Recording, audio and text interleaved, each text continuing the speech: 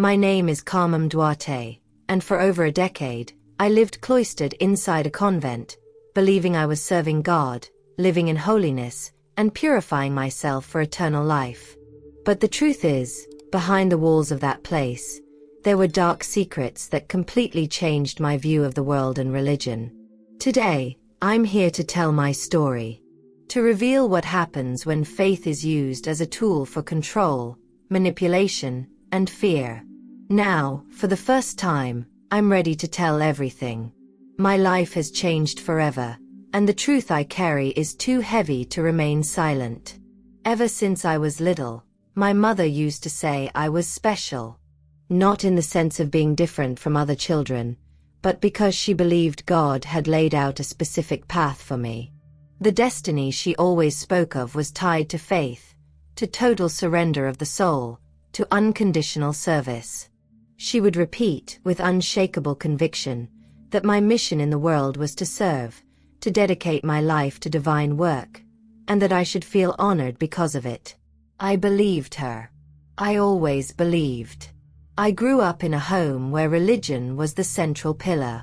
My mornings began with loud prayers, and the nights ended with my father reading passages from the Bible before we went to sleep. On Sundays, our routine was sacred.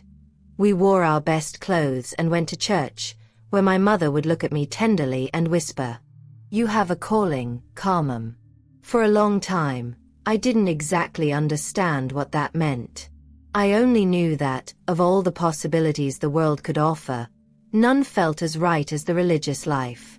The idea of becoming a nun seemed beautiful, noble, something greater than anything else in the world.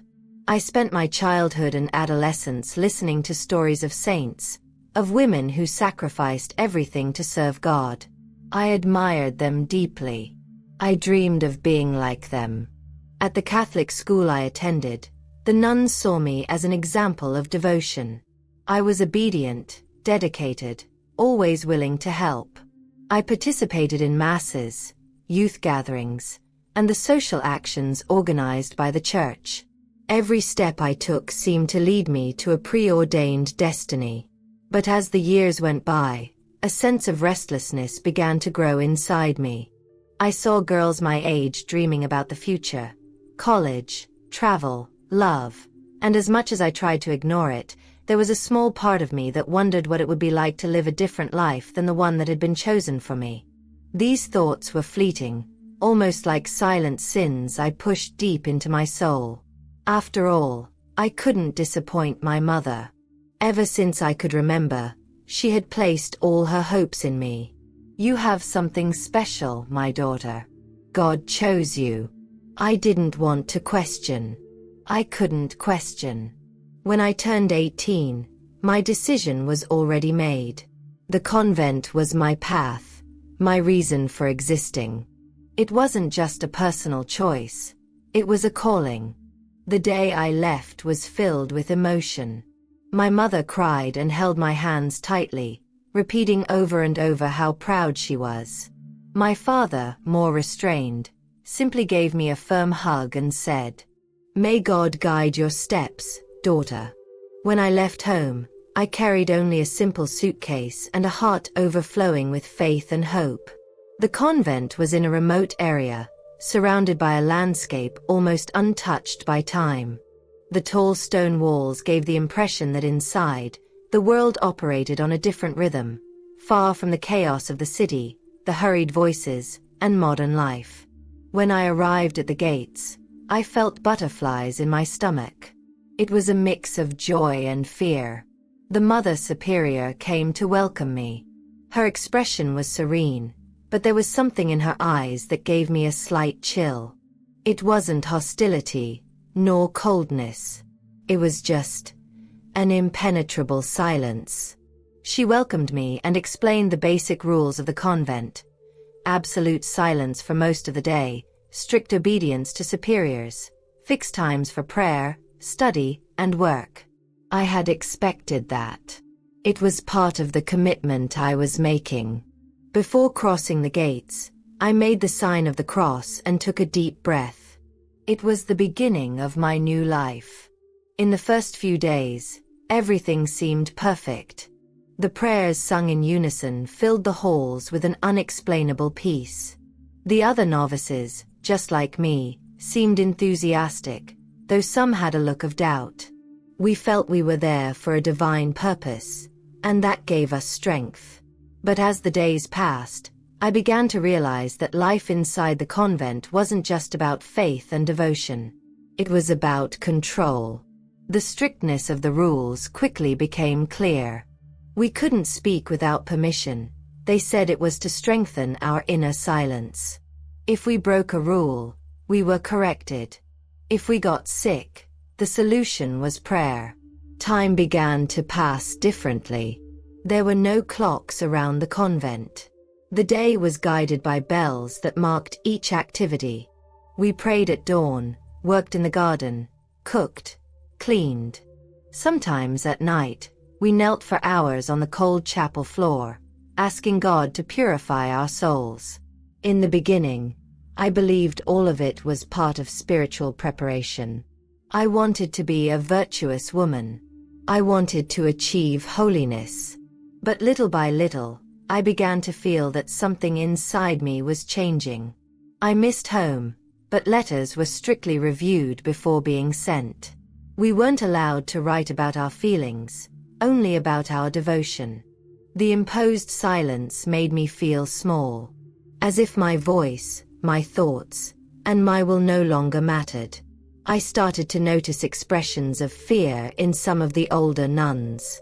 Sometimes, their eyes seemed filled with secrets, like they wanted to say something they never could. Still, I pushed away any doubts. Whatever that uncomfortable feeling was, it had to be just a test of my faith. If I remained steadfast, God would reward me. If I remained steadfast, I would achieve spiritual fulfillment. I had to keep going. And so, without knowing what the future held, I gave my soul to that convent, believing I was only leaving behind the outside world. But in truth, I was leaving behind a part of myself. The first few months inside the convent were the hardest.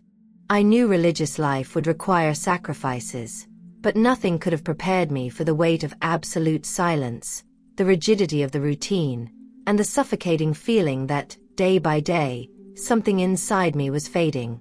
We woke up before sunrise, to the sound of a bell echoing through the cold hallways. There were no gentle awakenings or moments of transition between sleep and wakefulness.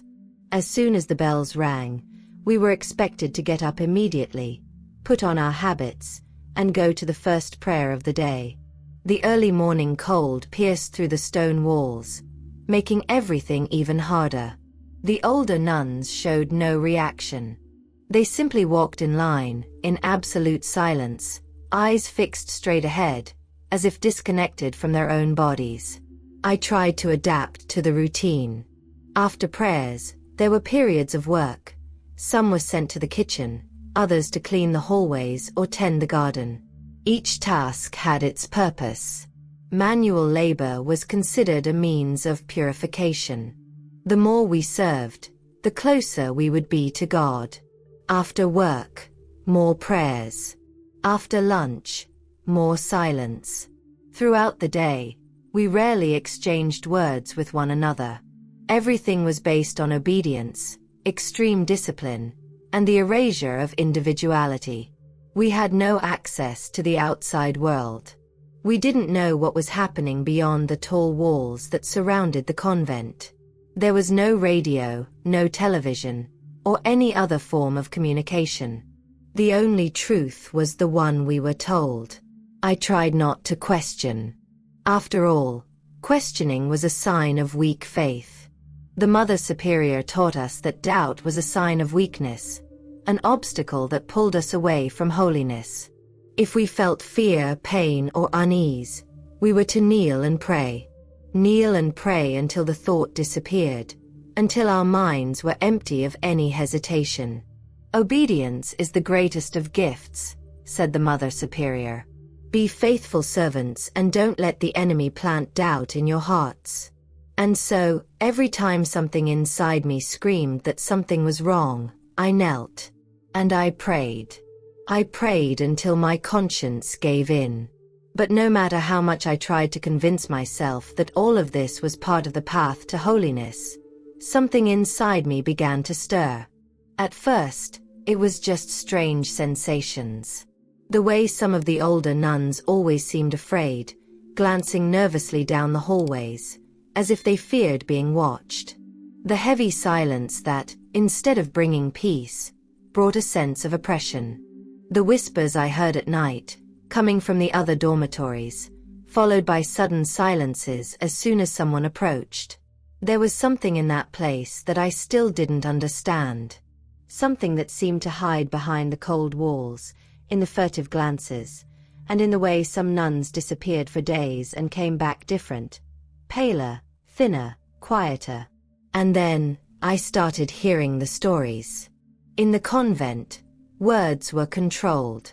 We weren't allowed to speak without permission. We couldn't express our feelings freely. But every now and then, in brief moments of carelessness, something would slip. She never came back. In the beginning, I believed all of it was part of spiritual preparation. I wanted to be a virtuous woman. I wanted to achieve holiness. But little by little, I began to feel that something inside me was changing. I missed home, but letters were strictly reviewed before being sent. We weren't allowed to write about our feelings, only about our devotion. The imposed silence made me feel small, as if my voice, my thoughts, and my will no longer mattered. I started to notice expressions of fear in some of the older nuns. Sometimes, their eyes seemed filled with secrets, like they wanted to say something they never could. Still, I pushed away any doubts. Whatever that uncomfortable feeling was, it had to be just a test of my faith. If I remained steadfast, God would reward me. If I remained steadfast, I would achieve spiritual fulfillment. I had to keep going. And so, without knowing what the future held, I gave my soul to that convent, believing I was only leaving behind the outside world. But in truth, I was leaving behind a part of myself. The first few months inside the convent were the hardest. I knew religious life would require sacrifices, but nothing could have prepared me for the weight of absolute silence, the rigidity of the routine, and the suffocating feeling that, day by day, something inside me was fading. We woke up before sunrise, to the sound of a bell echoing through the cold hallways. There were no gentle awakenings or moments of transition between sleep and wakefulness. As soon as the bells rang, we were expected to get up immediately, put on our habits, and go to the first prayer of the day. The early morning cold pierced through the stone walls, making everything even harder.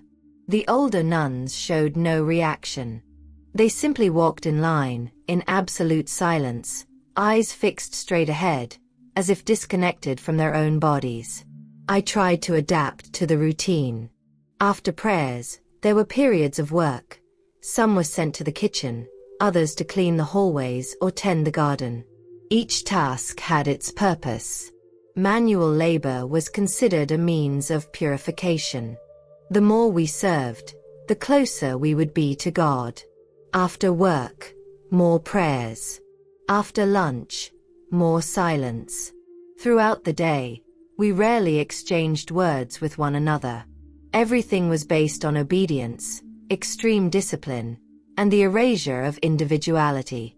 We had no access to the outside world. We didn't know what was happening beyond the tall walls that surrounded the convent.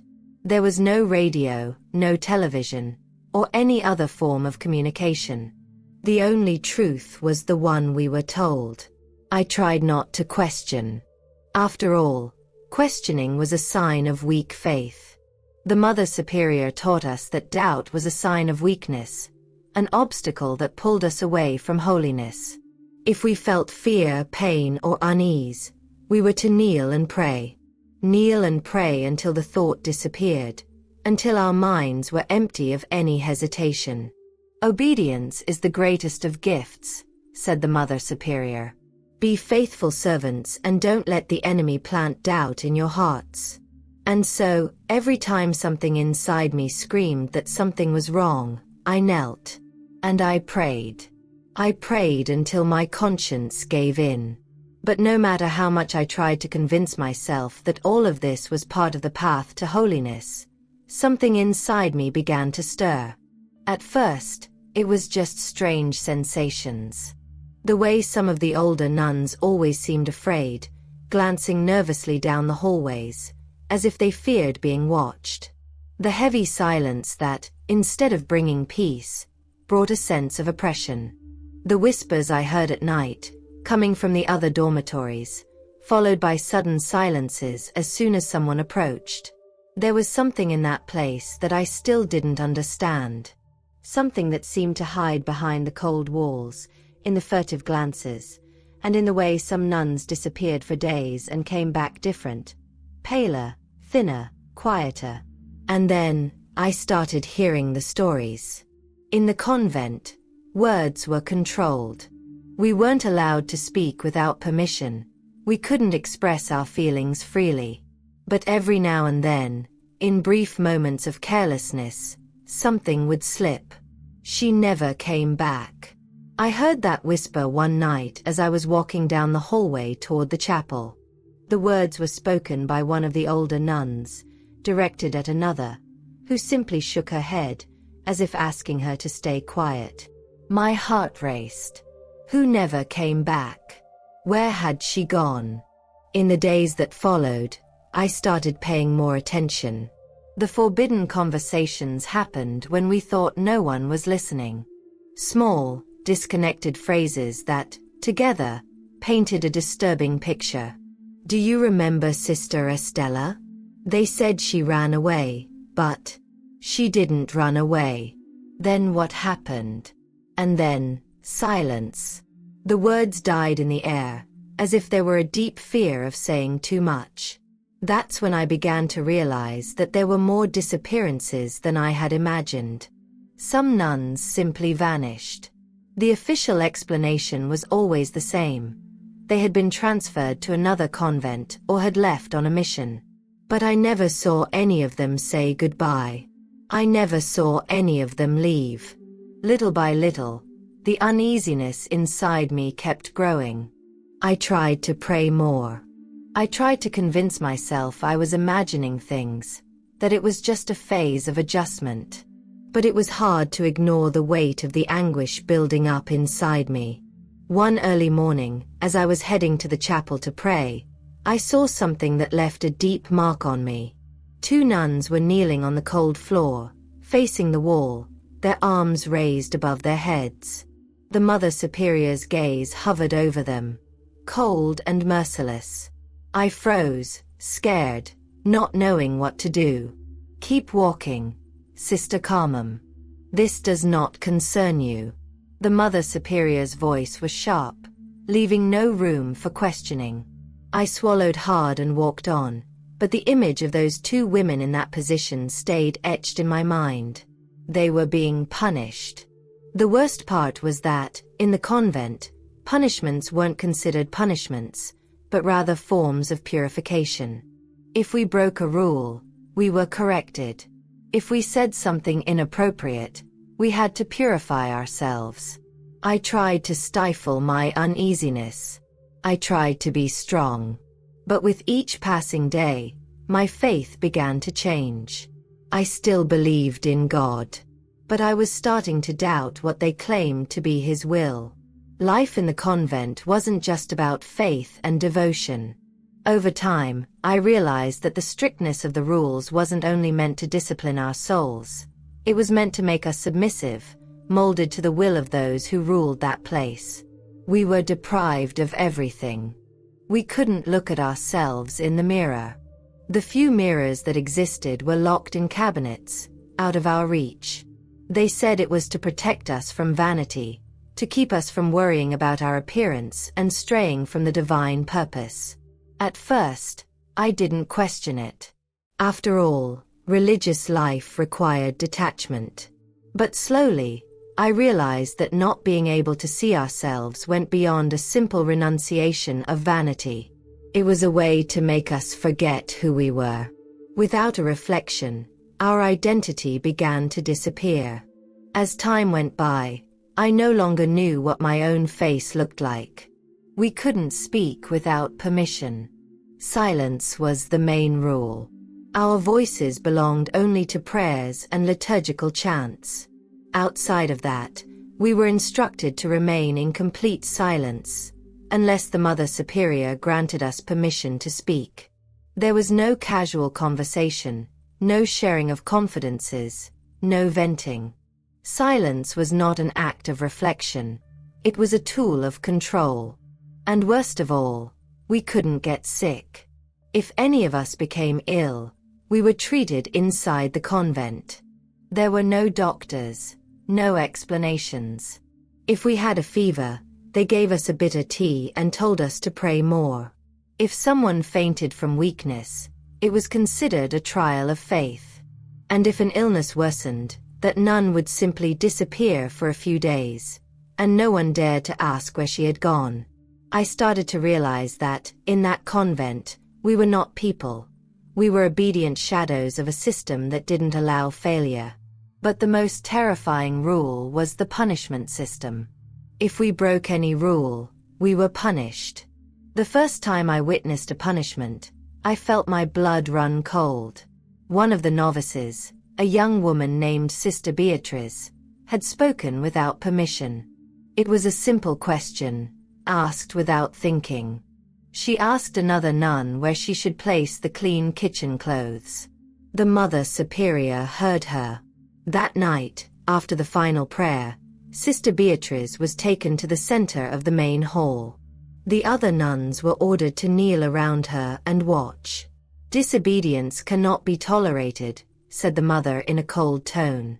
Without further explanation, she ordered Sister Beatrice to kneel on the stone floor and keep her arms raised. Time passed. Minutes turned into hours. The young woman's breathing became labored. Her arms began to tremble. Her body gave out, and she collapsed forward, bracing herself on her hands. "It's not over yet." She tried to get up, but her legs gave out. "Suffering purifies the soul," said the mother, without showing any emotion. The other nuns, silent, kept their heads down. No one dared to intervene. Neither did I. I stood there watching, a lump in my throat, unable to move a muscle. The next morning, I saw Sister Beatrice walking through the hallways. Her knees were raw, her expression empty. She didn't cry, didn't speak, didn't react. That was the first punishment I witnessed. But it wasn't the last. Nuns kneeling for hours on the freezing floor, their knees bleeding, just because they spoke out of turn. Others were forced to go entire days without eating, fasting until weakness consumed their bodies, as a form of purification. The punishments varied. Sometimes we were forced to pray non-stop through the night until our eyes closed from exhaustion. Other times, we had to carry buckets of water back and forth across the courtyard, repeating prayers until our voices gave out. All of it was called spiritual correction. If someone cried, it was a sign of weakness. If someone fainted, it was from lack of faith. And if someone complained, well, no one ever did. Because we knew it could be worse. Over time, I learned to accept it. I convinced myself that it was normal. That it was just a trial to test our faith. I became like the others, an obedient shadow. But deep down, something inside me screamed that it wasn't right.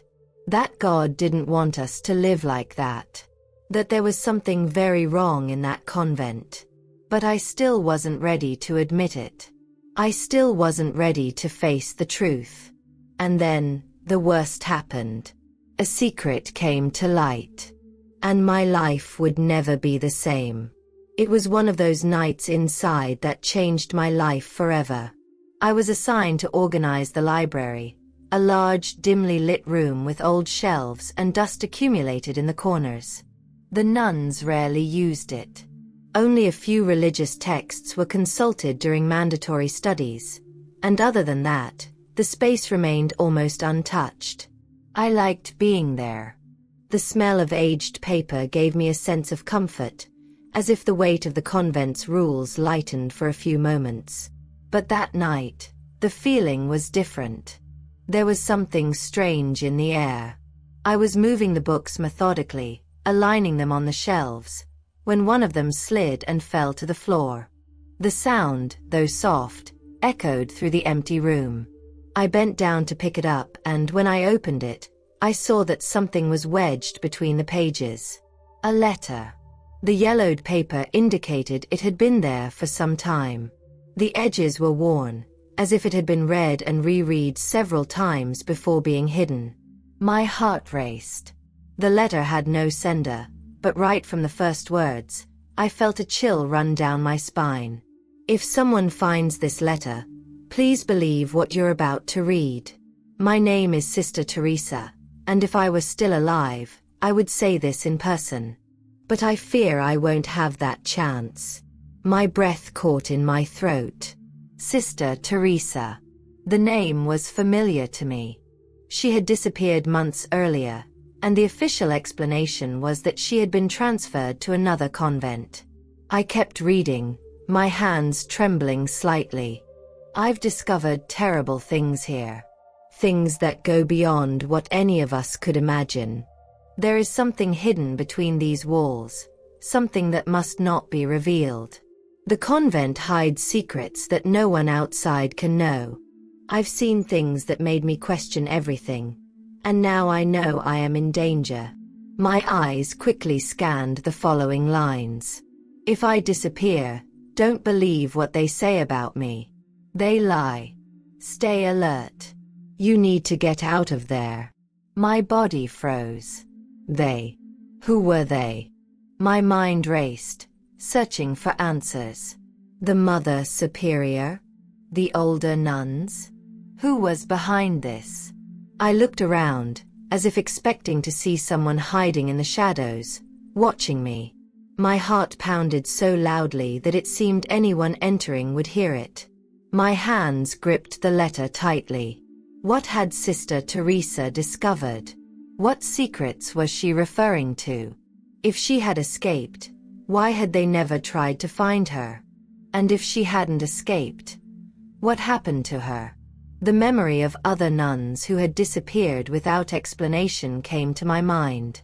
They had all simply vanished, with no goodbyes, no letters, no traces.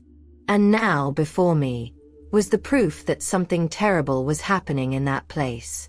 My breath became erratic. I needed to get out of there. I hid the letter inside the sleeve of my habit and quickly finished organizing the books, trying to appear calm. If someone entered and saw me standing there, lost in thought, they might suspect. I tried to think clearly, but my mind was a whirlwind. What should I do with that information? If I told someone, I could be punished. If I tried to find out more, I risked meeting the same fate as Sister Teresa. That night, when I returned to my room, I couldn't sleep. The silence of the convent never seemed so threatening. The shadows felt darker. The air felt heavier. And for the first time since entering that convent, I felt that my life was in danger. Sister Teresa's letter wasn't just a warning. It was a forewarning. And from that moment on, I knew I could no longer ignore the doubts growing inside me. I needed to find out the truth before it was too late. After the night I found Sister Teresa's letter, my view of the convent changed completely.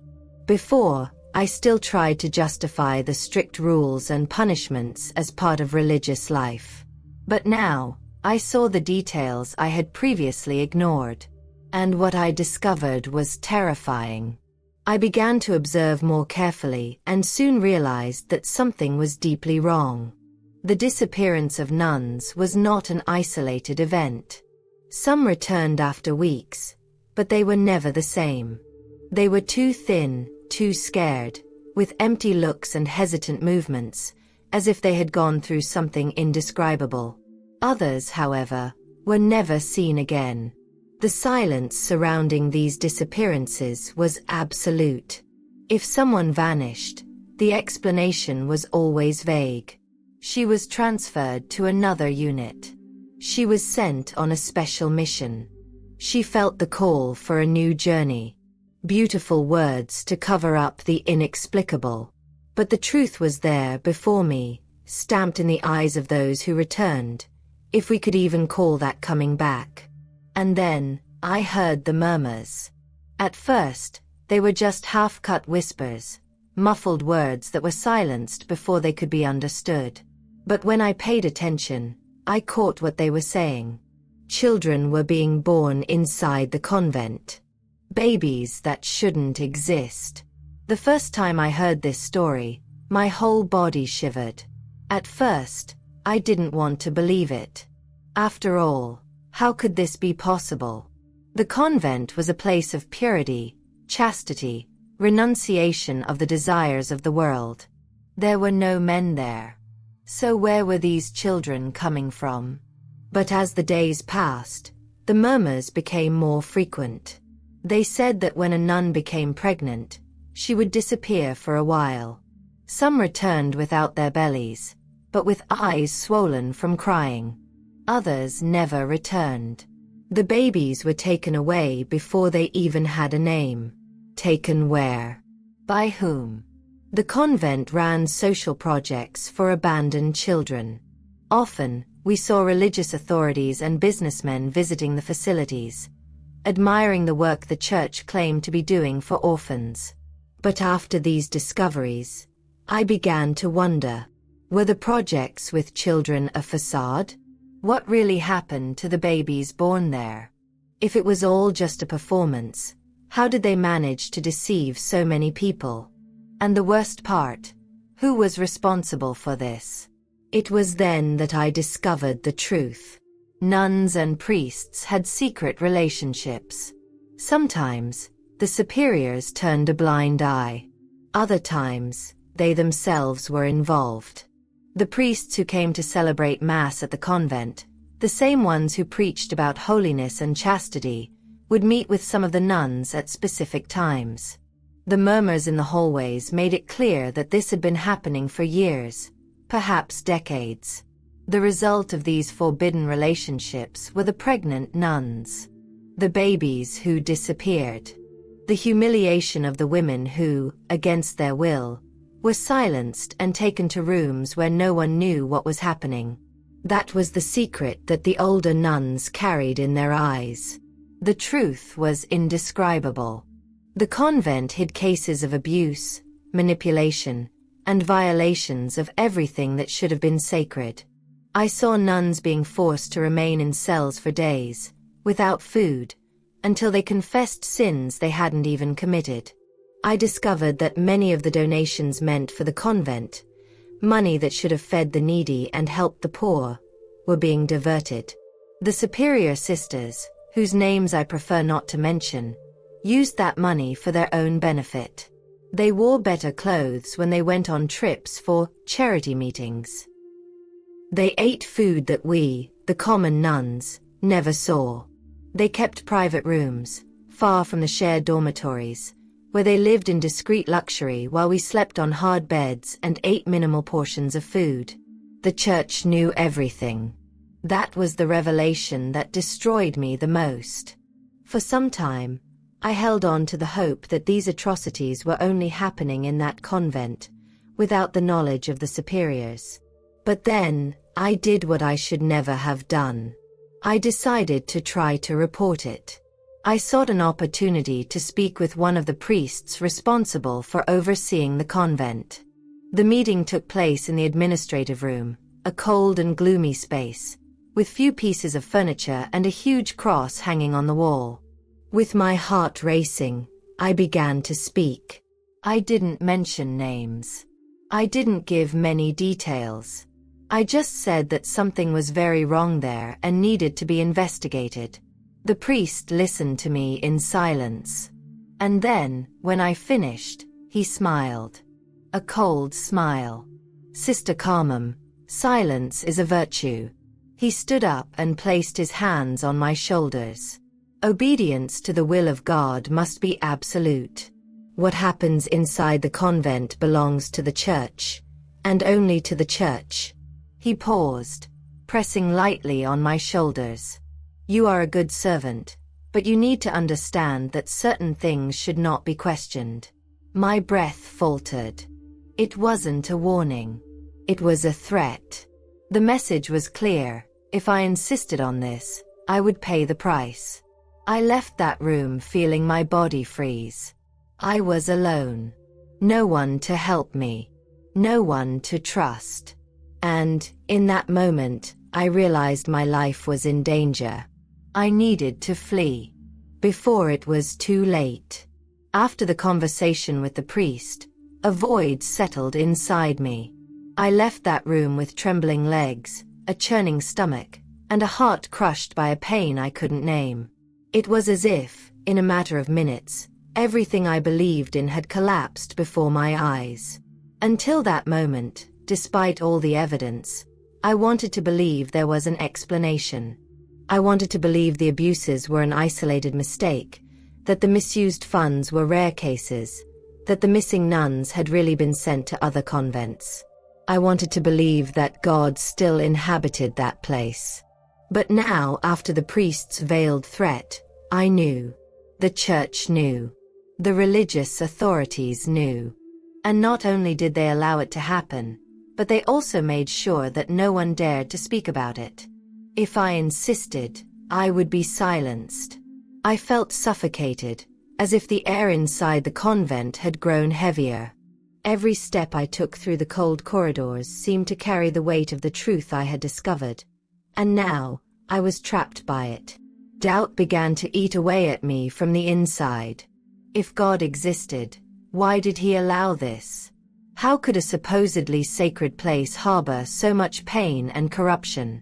How many lives had already been destroyed inside there? How many women had been forced into silence, with no one to listen to them, no one to help them? My eyes began to open to things I had previously refused to see. The worn faces of the older nuns, the tired eyes, the empty expressions. How many of them had suffered? The absolute silence that filled the corridors, the words swallowed, the tears hidden in the dark. How many had been punished? How many, like me, had felt their hearts crushed by the discovery that this place wasn't a refuge, but a prison? And how many had tried to escape and were never seen again? It was impossible to close my eyes to it. But it was also impossible to speak. After my attempt to report it, I became a threat. The Mother Superior's gaze, once indifferent, was now always watchful of me. The other nuns began to avoid contact.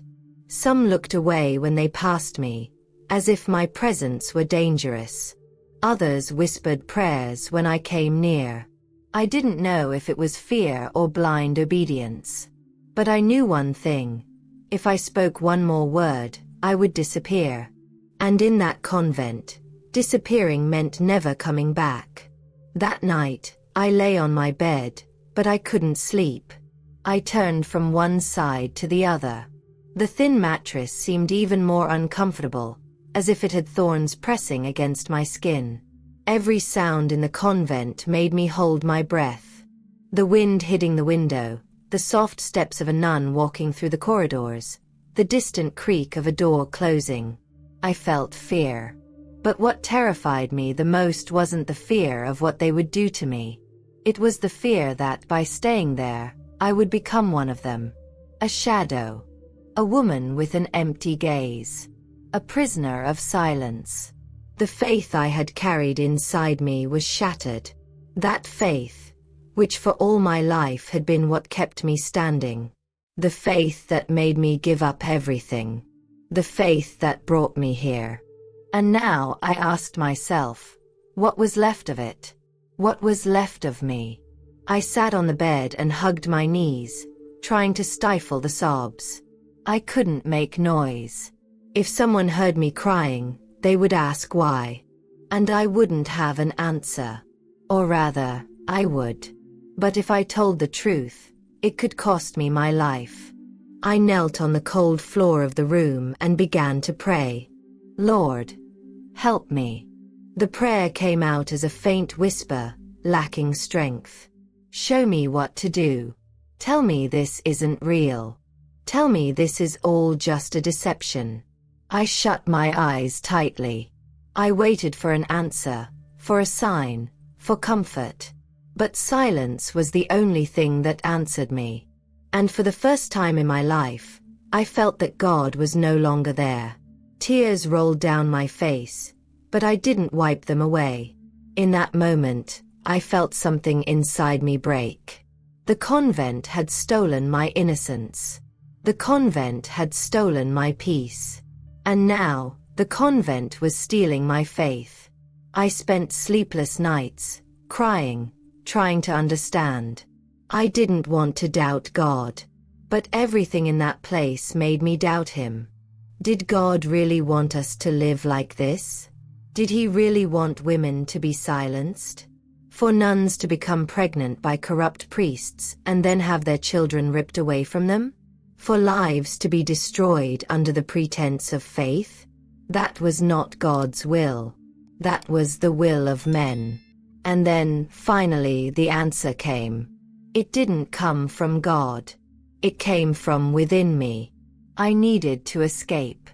If I stayed, I wouldn't survive. If I stayed, I would become part of that sick system. If I stayed, I would lose who I was. And I couldn't allow that. I knew too much. If I stayed, I would end up like the others. So, I made my decision. I would leave that place. Even if it was the last thing I did. The decision to escape had already been made. Since the night I realized that my faith had been corrupted by the horror I witnessed inside the convent, I knew I couldn't stay there. But it wasn't enough to just leave. I needed to take something with me that proved everything I had discovered. If I escaped without evidence, my word would be nothing more than an echo in the wind.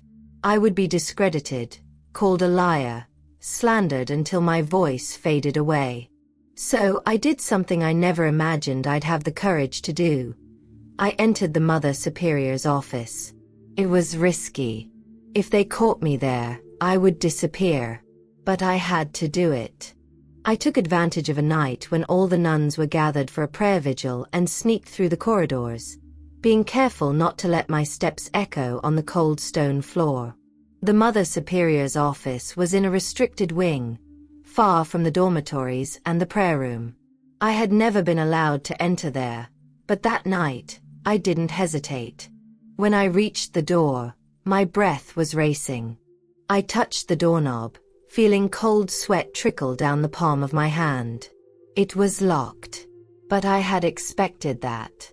I looked around, making sure no one was nearby, and then crouched down. One of the things I had learned during my years in the convent was to observe the details.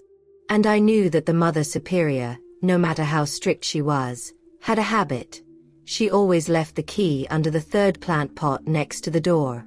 With trembling fingers, I lifted the small clay pot and found the key. My heart raced. I slid it into the lock, turning it slowly until I heard the click. I carefully pushed the door open, feeling the cold air of the office envelop me. The room was simple, but organized. A dark wood desk dominated the center of the space, with stacks of papers carefully aligned on it. Bookshelves lined the walls, filled with old books. I knew I didn't have much time. I approached the desk and began to search through the documents. At first, they were just ordinary reports, notes about donations received, records of the entry and exit of nuns, letters sent to other convents. But as I continued, something caught my attention. A file hidden at the back of a locked drawer. My heart pounded. I pulled open the drawer and, without thinking twice, used a paperclip I had brought to force the lock. It was now or never. The lock gave way, and then, before my eyes, was the truth I feared I would find. Names, birth records, documents of missing nuns, pages and pages of detailed notes. There were records of all the nuns who had disappeared over the years, with cold, impersonal observations next to each name. Some were listed as transferred, but with no specified destination. Others simply had a dash where their current location should have been. And then, the records that made me feel as though the ground had disappeared beneath my feet. The babies. There were birth certificates linked to nuns who had disappeared temporarily and returned without explanation. Names crossed out. Children who were never officially registered, but who had existed. Babies who were born and taken away before they even had a name. I flipped through the pages, feeling the blood freeze in my veins. This was proof that the convent was not a place of faith. It was a place of secrets, of crimes, of lives destroyed and erased without a trace. And then, in the middle of all those pages, one caught my attention. A letter signed by one of the priests responsible for the convent. We confirmed the shipment of the last batch. Everything was handled as agreed. The convent remains committed to discretion and awaits further instructions for the coming months. Shipment. What were they talking about? From the way the document was written, it seemed to refer to the children. They didn't just allow the children to be taken. They profited from it. The convent was a human trafficking machine. My vision blurred. I felt my stomach churn. The air became heavy inside that room. I needed to get out of there. I needed to leave right now. I carefully closed the drawer, returned the papers as they were, and slipped one of the documents into my habit. I needed proof. I needed to take something with me. I left the office as quickly as I could, locking the door behind me and returning the key to the place where I had found it. My feet moved automatically through the corridors. My heart was beating so loudly that I feared the sound would echo off the walls. I could not wait any longer. That night, I escaped. The cold of the night cut through my skin, but the fear that dominated my body was far worse than any icy wind. I ran. I ran like I had never run before. My legs moved on their own, driven by a primitive instinct for survival. Each step echoed through the dark corridors of the convent, and every shadow cast by the weak candlelight made me feel like someone was right behind me. My heart pounded in my chest, so loudly I could hear it in my ears. I knew I couldn't make a sound. I knew that if someone saw me, my escape would end right there. But even with all the caution, panic kept me from thinking clearly. The cold stone floor beneath my bare feet felt even colder than usual. My fingers trembled, my stomach twisted, and my breath came in short gasps, as if the very air was abandoning me. The convent was a labyrinth of dark hallways and heavy doors. I knew this place, but I had never walked through it at night. And now every path seemed longer, every shadow more threatening. If they caught me, I wouldn't get a second chance. I would never leave there. I crossed a narrow hallway and headed toward the back wing, where the convent's rear lay. I knew the main exit was impossible. Too heavily guarded, locked with iron bars that wouldn't give even with force. My only chance was the side gate, used only for deliveries of supplies. But there was a problem. It was also locked at night. I tried to remember the routines of the sisters responsible for that wing. They always locked the gate before sunset. But where was the key? My mind spun searching for the answer as my feet carried me closer to the exit. Then, I remembered. The sister responsible for opening the gate every morning was Sister Angelica. She used to leave the key hanging on a hook near the pantry, a place hidden from the eyes of any visitor. My only hope was there. I moved down the dark hallway toward the pantry, keeping my body pressed against the wall, avoiding any noise that might betray my presence. When I reached the small storage room, my eyes scanned the area for the key. My heart raced even more when I spotted a small metal hook on the wall, with a bunch of keys hanging from it. With trembling fingers, I grabbed the cold object and ran for the exit. The gate was right in front of me. My hands were sweating so much that I almost dropped the key as I tried to fit it into the lock. My chest rose and fell too quickly. My body was overtaken by absolute terror. The metal screeched as the key turned. I held my breath, fearing someone had heard me. I waited for a moment. Nothing. Then, with one last trembling sigh, I pushed the gate. It opened. And without hesitation, I ran. I ran without looking back. The dirt ground hurt my feet, but the pain was irrelevant. The night air rushed into my lungs, mixed with the bitter taste of fear. I was outside, but I wasn't safe yet. They would come looking for me. I had no money, no food, no plan. The only thing I knew was that I needed to put as much distance as possible between me and that convent. But running away wasn't as easy as it seemed. The dirt road that surrounded the convent led to the city, but I couldn't go that way. If they noticed my absence, the first thing they would do was send someone after me in that direction. So, I headed in the opposite direction. The darkness of the night was deep. The trees surrounding the convent stood like threatening shadows, but I didn't hesitate. I ran through them, cutting through the dense forest, with branches scratching my skin and stones cutting the soles of my feet. I had no choice. Time seemed to crawl, and every second was a battle against fear. At every sound I heard in the distance, I shrank, fearing it might be the nuns or one of the priests following me. I knew the battle was not over. At that moment, I was alone. The world outside the convent was unknown to me, but I preferred to face anything rather than spend another day in that place. I kept walking, even when my strength seemed to leave me.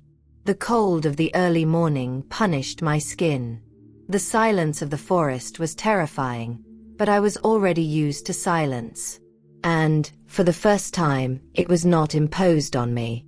For the first time, the silence was freedom. And I was willing to pay any price for it. Freedom was not as I imagined. After years locked away in the convent, being outside should have been a relief. But as the days passed, I realized the battle had just begun. I had no money, no home, and no idea where to go. The only thing I had left was the truth. The truth about everything I had seen, about the crimes the convent hid, about the lives destroyed within those walls. And I was willing to tell that truth to anyone who would listen. But no one wanted to. My first attempt was with my family. It took me a few days to get back to my hometown. With no money, I had to beg for rides, walk long distances, and at times sleep at bus stations or any shelter I could find. When I finally reached my parents' house, my heart was racing. Despite everything, I still had hope that my family would welcome me, that my mother, the same one who had raised me within the principles of faith, would understand my pain. But when she opened the door, her look wasn't one of relief, but of shock and disgust. "Carmen." Her voice came out muffled.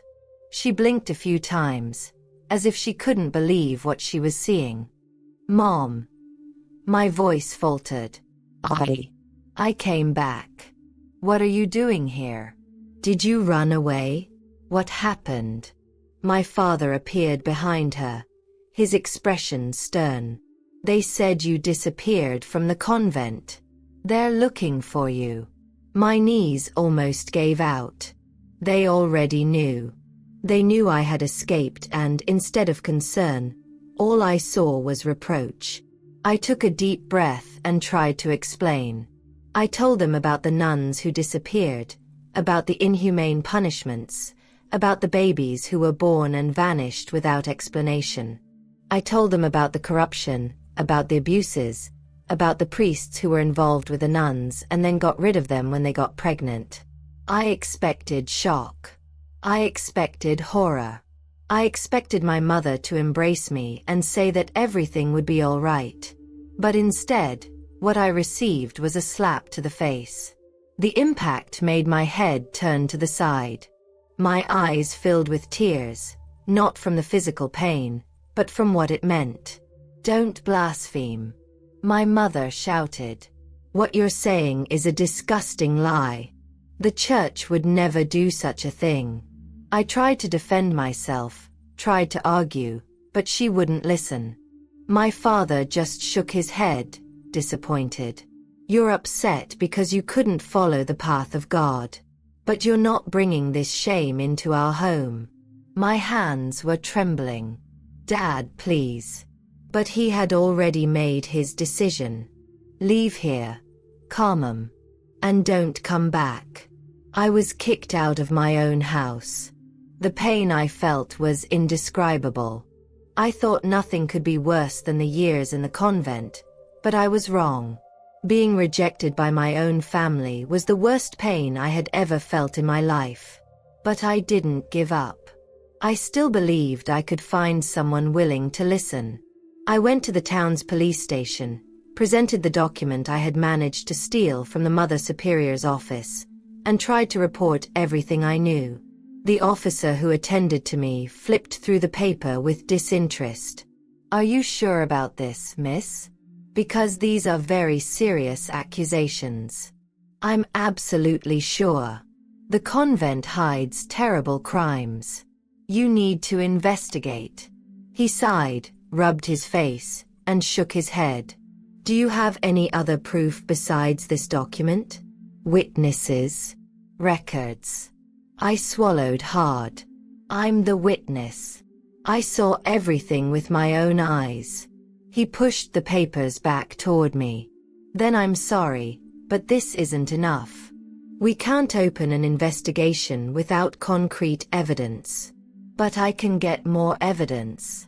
He just shrugged. "You're accusing a religious institution. Do you really think anyone will want to get involved in this?" And that's how the law turned its back on me too. But I still didn't give up. I started looking for journalists. I wrote letters detailing everything I knew and sent them to local newspapers, to television stations. Silence. I tried speaking to other former members of the church, former nuns who had left the convent. No one wanted to get involved. People didn't believe me. Or worse, they were afraid to believe. I was just an angry ex-nun. Someone trying to defame the church out of revenge. With each door slammed in my face, my hope died a little more. And then, the threats began. At first, they were just strange looks. People I had never seen stared at me in the streets. Some of them whispered as I passed. Others seemed to watch me from a distance, as if they were following me. Then came the notes. They appeared wherever I was. Under the door of the small room I rented in a cheap boarding house. On the table of the cafe where I would have whatever I could afford. "Stop talking. You don't know who you're messing with. Silence is your best friend." And then, the worst happened. One night, as I was heading back to the boarding house, I heard footsteps behind me. I quickened my pace. The footsteps quickened as well. My heart raced. Before I could run, a hand grabbed my arm forcefully. I turned, and all I saw was a man in a dark suit, with a cold, empty expression. He didn't need to say anything. The grip on my arm was already a message. But he spoke anyway. "Enough." My throat went dry. "What are you talking about?" The man leaned slightly closer to my ear. "You know exactly what I'm talking about." He released my arm, but before walking away, he murmured, "Go back to being mute, sister, or you'll end up like the others." I froze. My whole body was shaking. That night, I was sure of one thing. They knew where I was. And more than that, they wouldn't stop until they silenced me. My life after escaping the convent was not easy. I was alone, without a home, without a family, and without anyone believing my story. The world seemed like a cruel place, where the truth was ignored, and the powerful protected themselves while the weak were silenced. I felt lost. After the last threat I received, I knew I couldn't stay in that city. They were watching me. They knew where I was. And if they didn't stop the others before me, why would they stop now? I packed what little I had and left for another place, without direction, without plans. I just wanted to survive. I spent months wandering from city to city, trying to stay invisible. I worked wherever I could, washing dishes in restaurants, cleaning houses, selling small crafts in public squares. I slept wherever possible, sometimes in shelters, sometimes on bus station benches, other times in small rooms of cheap boarding houses. Fear still followed me around every corner, and the shadows always seemed to be watching me. I avoided contact with strangers, spoke little, trusted even fewer people. I had already lost everything. I couldn't lose the only thing I had left, my life. But slowly, I realized that pain couldn't consume me forever. If I wanted a new life, I had to rebuild it. And it was a long road to get there. As much as fear followed me like a shadow, something inside me never completely faded. My faith never died. Despite everything I lived through, everything I saw, and all the lies they told me, I never stopped believing in God. Yes, there were moments when I doubted. There were nights when I cried, wondering if He was really there. But over time, I learned that God was never the one they taught me about in the convent. He wasn't punishment. He wasn't fear. He wasn't forced silence or pain disguised as purification. God wasn't the one who oppressed, who hurt, who silenced. God was love. God was freedom. God was light. And that was the greatest discovery I made after leaving that convent. It was this truth that allowed me to keep going. It was this certainty that kept me from giving up. I finally understood that my relationship with God didn't need to be built on pain and sacrifice. It could be light. It could be true. It could heal me. My new life started to take shape when I met a group of former religious members who, like me, had lived through the darkest side of the church. They had their own stories of abuse, manipulation, and secrets hidden under the cloak of faith. There were women who, like me, had escaped the convent after discovering terrifying truths.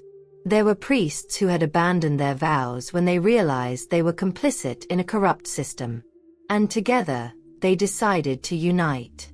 The organization they created wasn't against religion. On the contrary, they didn't reject faith, but they fought to show that true faith doesn't imprison, it frees. It was a refuge for those who, like me, had lost everything. And it was there that I finally found a home.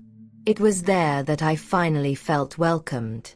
They helped me stand up again, to find purpose once more. They gave me a place to live, helped me find decent work, and more than anything, taught me that I didn't have to be afraid forever. Little by little, I started working with them, helping other women who had gone through experiences similar to mine. And for the first time since I left the convent, I felt like I was doing something right. Today, my mission is to tell this story, so that no one else will be deceived, so that no other woman will go through what I went through. I still have my faith in God, and now I preach what's right. True faith. The kind that doesn't imprison. The kind that doesn't condemn. The kind that welcomes and brings peace. I know many will continue to doubt me. Many will say I'm lying, that I'm just a bitter ex-nun trying to attack the church. But I don't care anymore, because I know there are others like me. Others who are still trapped inside convents, suffering in silence. Others who are still afraid to speak. Others who still believe that what they live is God's will, when in fact it's the will of men. If my story saves just one of these women, then it's already worth it. If my voice prevents someone else from being silenced, then everything I went through was not in vain. Because the truth must be told. And I will not stay silent. Faith was never and will never be about pain. Faith was never and will never be about blind submission. Faith was never and will never be about fear. True faith heals, it doesn't hurt. True faith welcomes, it doesn't condemn. True faith gives you wings, it doesn't imprison you. If there's one thing I want to be left from this story, it's this. Be free. Be free to question. Be free to think. Be free to find God in your own way. Because He is not in absurd rules. He is not in punishments. He is not in threats. He is in love. And love never silences. Love shouts. And now I shout too. And this is my testimony.